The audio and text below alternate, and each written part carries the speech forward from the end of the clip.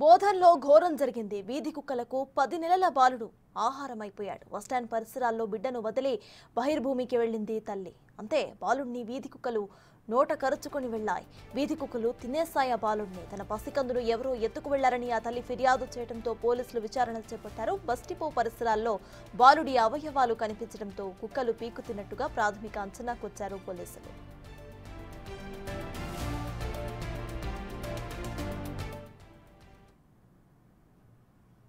బోధన new bus stand దగ్గర గల డిపో పక్కన ఉన్నటువంటి ప్రదేశంలో అక్కడ చెట్ల పొదల్లో కొంత అవయవాలు మనకు అక్కడ లభ్యమైనవి. ఆ లభ్యమైన అవయవాలను బట్టి అవి చిన్నపిల్లగాడికి సంబంధించిన వ్యక్తిగా మనం భావించి వాటికి పంచనామా చేసి వాటిని పోస్ట్ మార్టం గురించి పంపించడం జరిగింది. అవి బాడీ భాగాలు. ఇప్పుడు ఒక బాబు అయితే బస్టాండ్లో ఒక వ్యక్తి, ఒక లేడీ, బెగ్గర్ లేడీ తన యొక్క బాబు మిస్ అయిందని చెప్పేసి కంప్లైంట్ మనకి చెప్పింది. దానికి సంబంధించిన అవయవాలు అని చెప్పేసి మనం ఒకసారి ఎంక్వైరీ చేస్తాం. ఇదే అంశానికి సంబంధించిన అప్డేట్స్ మా ప్రతినిధి రాజేష్ అందిస్తారు. నిజామాబాద్ జిల్లా బోధన్లో విషాద ఛాయలు అలుముకున్నాయి. రాష్ట్ర వ్యాప్తంగా సంచలనం సృష్టించింది. బోధన్లో బాలుడి కుక్కని పీకెళ్ళి తిన్న ఘటన ఒకసారిగా తీవ్ర ఆందోళన కలిసివేసింది. తల్లికి కడుపు కోతకు మిగిల్చిందని చెప్పుకోవచ్చు. ప్రస్తుతం మనం బోధన్లో ఏదైతే నిన్న జరిగిన ఘటన ఏదైతుందో ఆ ఘటన వద్ద ఉన్నాం. నిజామాబాద్ జిల్లాకు సంబంధించి బోధన్ నియోజకవర్గంలో చాలా వరకు కూడా ఇప్పటివరకే వీధి కుక్కలు ప్రజలపై తీవ్ర ఇబ్బందులు చేస్తూ దాడులు చేస్తున్నాయి. ఈ నేపథ్యంలో బోధన్లో ఇప్పటికే నిన్న జరిగిన ఘటన ఏదైతుందో ఒకసారిగా రాష్ట్ర వ్యాప్తంగా కలిసివేసింది. హైదరాబాద్లో జరిగిన ఘటన తర్వాత అది మరొక ముందే నిజామాబాద్ జిల్లా బోధన్లో ఏకంగా 10 నెలల బాలుని బస్టాండ్ ప్రాంతం నుంచి దూరంగా తీసుకెళ్లి పూర్తిగా పీక్క తిని కడుపులో ఉన్న పేగులు బయటపడేలా పోలీసుల విచారణ తేలింది.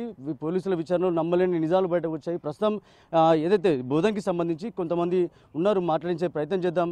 ఏదైతే బోధన్కి సంబంధించి నిన్న జరిగిన ఘటన ఏదైతుందో ఆ ఘటనకు సంబంధించి ఒక్కసారిగా అందరు కలిసివేసిన సంఘటన ఇప్పటివరకే పోలీసులు విచారణ చేస్తున్నారు. అసలు ఏం జరిగిందో ఒకసారి మాట్లాడి చెప్తుంది. అసలు ఏం జరిగింది, నిన్న ఈ ఘటన ఎట్లా బయటకు వచ్చింది?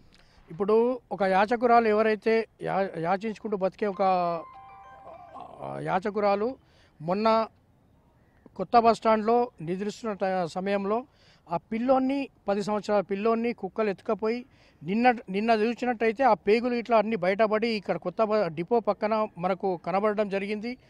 ఇది చాలా తీవ్రమైన సంఘటన. మేము గత కొన్ని నెలలుగా బోధన పట్టణానికి సంబంధించి కుక్కల బెడద విపరీతంగా ఉన్నది. దీనికి సంబంధించి మేము మున్సిపల్ అధికారులకు ఎన్నోసార్లు విన్నవించడం జరిగింది. అయినప్పటికీ కూడా మున్సిపల్ అధికారులు ఇప్పటికి కూడా నిమ్మకు నీరెత్తినట్టు వివరించడం మూలంగా ఈ దాడులు జరుగుతూ ఉన్నాయి. ఈ దాడులు చూసినట్టయితే వార్డులలో ప్రజలు చిన్న పిల్లల్ని కనీసం ఆడుకోవడానికి కూడా బయటకు పంపించే పరిస్థితి లేదు. ఎందుకంటే వందల సంఖ్యలో బోధన్ మున్సిపాలిటీలో కుక్కల దాడిలో గాయపడిన వంటి వ్యక్తులు చాలామంది ఉండడం జరిగింది. దీనిపైన మన అధికారులు ఇమ్మీడియట్గా యాక్షన్ తీసుకోవాలి. ఎట్లా చూస్తారు నిజంగా ఈ ఘటన? తల్లికి కడుపు కోత మిగిల్చిందని చెప్పుకోవచ్చు. ఎట్లయితే చాలా దురదృష్టకరమైన విషయం ఏంటంటే పాపం 10 నెలల బాలుని మరి అంత దారుణంగా కుక్కలు దాడి చేసి పీక్క తినడం దురదృష్టకరం, ఎంతో కలిచివేసిన విషయం. ఎందుకంటే ఈ క్రమం ఎందుకు జరుగుతుంది? గతంలో ఎన్నో కార్యక్రమాలు చేసి మేము అధికారుల దృష్టికి తీసుకెళ్ళినా కూడా మరి నిమ్మకు నీరైనట్టు వ్యవహరించడం చాలా దారుణం. 38 వార్డులో కుక్కల బెడద విపరీతంగా ఉన్నా కూడా అధికారులు పట్టించుకోకపోవడం వల్ల ఇదంతా జరిగిందని మేము భావిస్తున్నాము.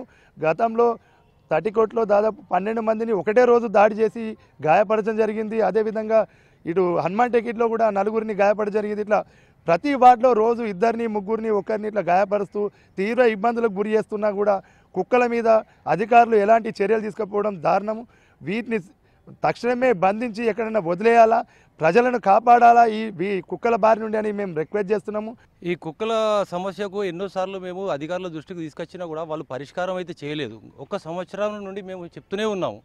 ఎప్పుడు పోయినా ఎల్లప్పుడు పోయినా వాళ్ళు ఏమంటున్నారంటే మా దగ్గర స్టాఫ్ లేరు, శానిటరీ ఇన్స్పెక్టర్ లేడు, టీఈ లేడు, డిఈ లేడు, ఎన్విరాన్మెంట్ ఇంజనీర్ లేడు, టౌన్ ప్లానింగ్ ఆఫీసర్ లేరు.